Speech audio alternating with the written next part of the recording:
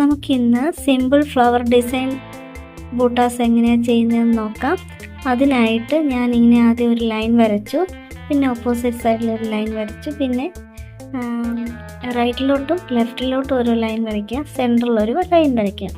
നമുക്ക് ആദ്യം ഫസ്റ്റ് നമ്മൾ വരച്ച ലൈനിൽ നിന്നും ഒരു ചെയിൻ സ്റ്റിച്ച് എടുത്ത് അവിടെ ഒരു ലോക്ക് സ്റ്റിച്ച് കൊടുക്കുക. അതിന് ശേഷം സിംഗിൾ ചെയിൻ എടുക്കുക. അതിനുശേഷം നമ്മൾ ഒരു സീക്വൻസിനെ അതിലോട്ടിടുക. അതിന് ശേഷം നേരെ ഫ്രണ്ടിലോട്ട് ഒരു സ്റ്റിച്ച് കൊടുക്കുക. ശേഷം ഒരു ലോക്ക് സ്റ്റിച്ച് കൊടുക്കുക. അതിന് ശേഷം നമ്മൾ അടുത്തത് റൈറ്റിലോട്ട് സീക്വൻസും കൂടെ ഇടുക. അതിന് ശേഷം റൈറ്റിലോട്ട് പോവുക. റൈറ്റിൽ ഒരു ചെയിന്, ഒരു ലോക്ക് സ്റ്റിച്ച്,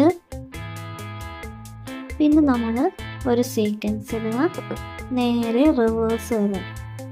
റിവേഴ്സ് വന്ന് സെൻറ്ററിൽ തന്നെ കുത്തണം, എങ്കിലൊരു ഫ്ലവർ ഫീൽ കിട്ടത്തുള്ളൂ. അപ്പോൾ സെൻറ്ററിൽ തന്നെ കുത്തിയെടുക്കുക.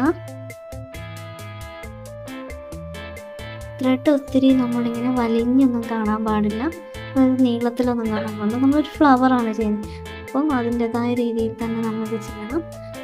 അതിനുശേഷം നമ്മൾ ആദ്യം ഒരു ചെയിൻ എടുത്ത് സെൻറ്ററിൽ കൊണ്ടാണ് നമ്മൾ ചെയിൻ എടുക്കേണ്ടത്. ചെയിൻ എടുത്ത് അതിനുശേഷം നമ്മൾ നേരെ റൈറ്റിലോട്ട് പോവുക. റൈറ്റിലോട്ട് പോയി അവിടെ ഒരു ചെയിൻ എടുക്കുക.